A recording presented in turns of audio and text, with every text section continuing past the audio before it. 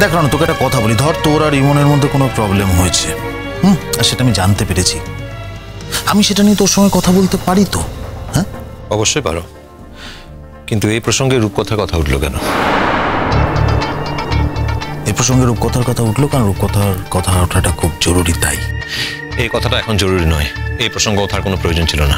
হ্যাঁ প্রয়োজন ছিল, প্রয়োজন ছিল কি ছিল না সেটা কি তুই ঠিক করবি নাকি? আমার জীবনে সবকিছু আমি নিজে ঠিক করব। এটা শুধু তোর জীবনের ব্যাপার নয় তো, এখানে আরেকজনের জীবন জড়িয়ে আছে, সেটা ইমনের। একটা কথা বলো তো, ইমনের প্রতি হঠাৎ তোমার এত দরদ, এত ভালোবাসা উঠলো কেন? তুমি তো নিজেই বলেছিলে কিছুদিন আগে যে তুমি নাকি কখনো জীবনে ইমনকে ক্ষমা করতে পারবে না। তুই আমাকে একটা কথা বল, তোর কি মনে হয় হঠাৎ ইমনের প্রতি আমার এই দরদটা কেন উঠছে, কেন, ওয়াই? সিম্পল, কারণ ইমন তোমাকে নিজের জীবনটা নতুনভাবে সাজিয়ে নেওয়ার একটা সুযোগ দিয়েছে, তাই। ও, তার মানে তুই বলতে চাইছিস যে নতুন জীবন পাওয়ার লোভে আমি সত্যিকে মিথ্যে আর মিথ্যেকে সত্যি করছি? আমি এত কথা বলতে পারবো না। না না, বলতে হবে তোকে রণ, ভুল করছিস।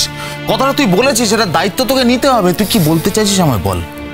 দেখো, আমার দেরি হয়ে যাচ্ছে, আমার অনেক ইম্পর্টেন্ট কাজ বাকি আছে আজ। রণ, ইম্পর্টেন্ট কাজ না সবার থাকে, প্রত্যেক কটা মানুষ সারাদিন অনেক ইম্পর্টেন্ট কাজ করে, তফাৎ একটা জায়গাতেই। তুই যে ইম্পর্টেন্ট কাজটা করিস সেটা তুই দাম পাস, অনেকে আছে যারা দাম পায় না, এটাই তফাৎ। তুমি ঠিক কি মিন করতে চাইছো?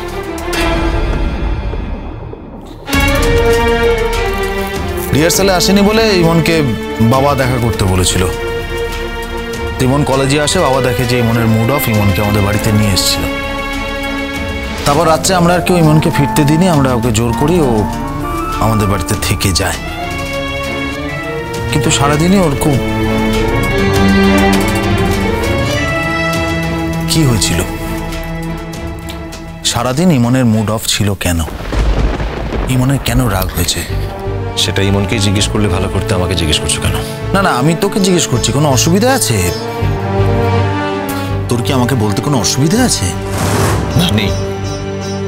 তাহলে শোনো, দোলের দিন যখন তোমরা এই বাড়ি থেকে চলে গেলে, তারপর রাতের বেলা আমি রূপকথার ঘরে গেছিলাম তাকে ডাকতে, নিচে খাওয়ার জন্য। আর যখন আমি রূপকথার সঙ্গে কথা বলছিলাম, সেই সময় ইমন সেখানে এসে দাঁড়ায় মিষ্টির থালা হাতে। আমাকে রূপকথার সঙ্গে কথা বলতে দেখে এমনভাবে রিয়াক্ট করে যে তার হাত থেকে মিষ্টির থালাটাই পড়ে যায়, এবং তারপরে দাঁড়া, তোরা কি কথা বলছিলি তখন? যে কথাই বলে থাকি, এমন তো কোনো কথা বলিনি যাতে ওরকম ভাবে রিয়াক্ট করতে পারে। আমি জানতে চাইছি তোরা এক্স্যাক্টলি কি কথা বলছিলি তখন?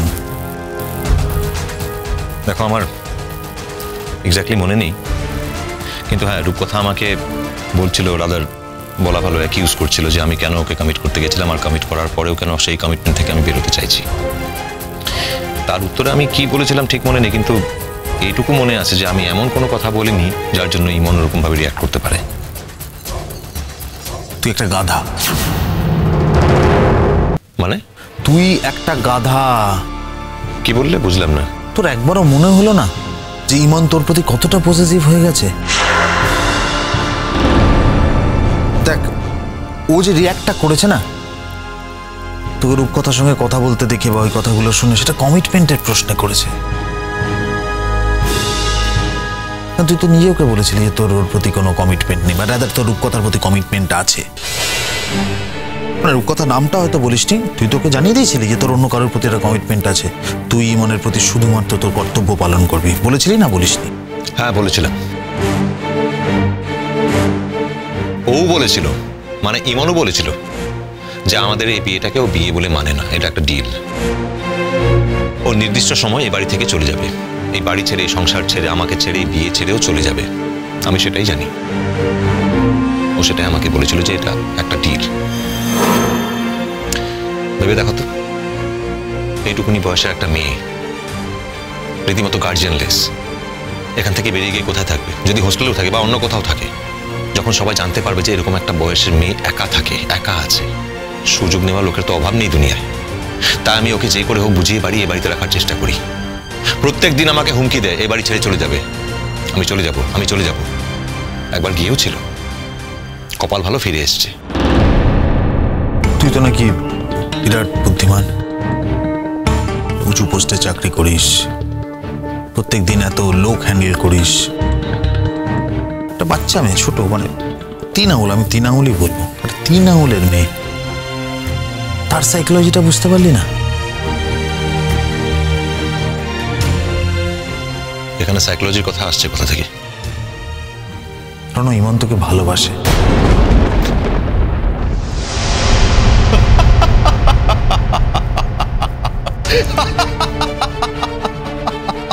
রণ, তুই হাসছিস কেন এতে? আসবে না অনিদা, জীবনে হঠাৎ সবকিছু একসঙ্গে পেয়ে গিয়ে তোমার সবকিছু ওলটপালট হয়ে গেছে নতুন জীবনের জন্য। তুমি আসলে নিজের মতো করে গোটা দুনিয়াটাকে দেখতে চাইছো। ও যদি নিজের মুখে এই কথাটা এক গলা গঙ্গা জলে দাঁড়িয়ে বলে যে ও আমাকে ভালোবাসে, তাও আমি বিশ্বাস করবো না। আমাকে ভালোবাসে রাবিশ। কি খবর অনিদা, সকাল সকাল আসা হয়েছে যে?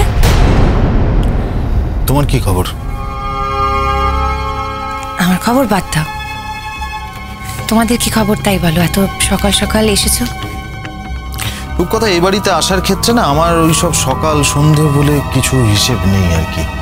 মানে তুমি হঠাৎ এই সকাল সন্ধে দেখাচ্ছ কেন আমায়? কি বলছো তুমি অনিদা? আমি তোমাকে কোনো হিসেব দেখাইনি তো। এত সকালবেলা আমি তোমাকে কোনোদিন এই বাড়িতে আসতে দেখিনি, তাই শুধু জিজ্ঞাসা করছিলাম যে সব ঠিক আছে কিনা। হ্যাঁ, সব ঠিক আছে। রণ, ইমন তোমাদের ওখানে তো? হ্যাঁ, কাল রাত্রে ছিল, আজ বোধহয় ওখান থেকে কলেজ গেছে। ও, তা জাতীয় কেউ তোমাদের বাড়িতেই থাকবে? কেন? না, এমনি জিজ্ঞাসা করছি। ফিরতেও পারে আবার। কি ব্যাপার, হঠাৎ তুমি ইমন সম্পর্কে এত কৌতূহলী হয়ে পড়ছো? তার মানে? না মানে, আগে তো ইমন সম্পর্কে কোনোদিনও তোমাকে কোনো খোঁজ খবর করতে দেখিনি, আজকে হঠাৎ এত প্রশ্ন করছো সেই কারণে জিজ্ঞেস করলাম। তুমি আমাকে বলো তো কি ব্যাপার অনিতা? ও নিশ্চয়ই ও বাড়িতে গিয়ে বলেছে যে আমার জন্য ওকে ও শ্বশুর বাড়ি ছেড়ে চলে যেতে হয়েছে, তাই তো? আমি সেরকম কিছু শুনিনি। আসলে সব জায়গাতে তো ও আমার নামেই বলে যাচ্ছে, শুনে মনে হচ্ছে যেন আমিই ভিলেন। কিন্তু আমার একটা কথা বলো তো অনিতা, আমার দোষটা কোথায়? সব শুরুর আগেও তো একটা শুরু থাকে। মানে ওর সঙ্গে রণ জীবনটা শুরু করার আগেও তো রণর জীবনে একটা শুরু ছিল, এবং সেই শুরুতে আমি ছিলাম অনিতা, আমি ছিলাম। তুমি তো জানো সে কথা, বলো। অবশ্যই জানি। সব শুরু যেমন শুরু হয়, অনেক শুরু সেরকম শেষও হয়ে যায়। অনেক শুরু আবার অন্যদিকে মোড় নেয়, যেমন তোমার ক্ষেত্রে হয়েছে। কোনো শুরু যখন অন্যদিকে মোড় নেয় না, তখন সেটাকে টেনে আবার প্রথম শুরুর দিকে আনতে গেলে সব হচপচ হয়ে যায়। রূপকথা, তার মানে তুমি ঠিক কি বলতে চাইছো? আমি কিছু বলতে চাইছি না, তুমি বলতে চাইছো। ইনফ্যাক্ট তুমি বললেও আমি সেটাকে শেষ করলাম মাত্র। তুমি যে শুরুর কথা বলছিলে, সে শুরুটা তো অনেক আগে শেষ হয়ে গেছে।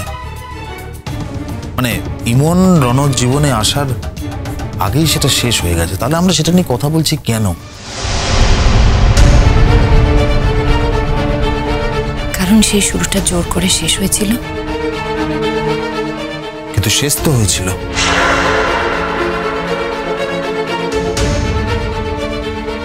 যখন জোর করে শেষ হয়েছিল, তুমি তো জানতে না যে তুমি রণর বাড়িতেই আসবে ফাইনালি।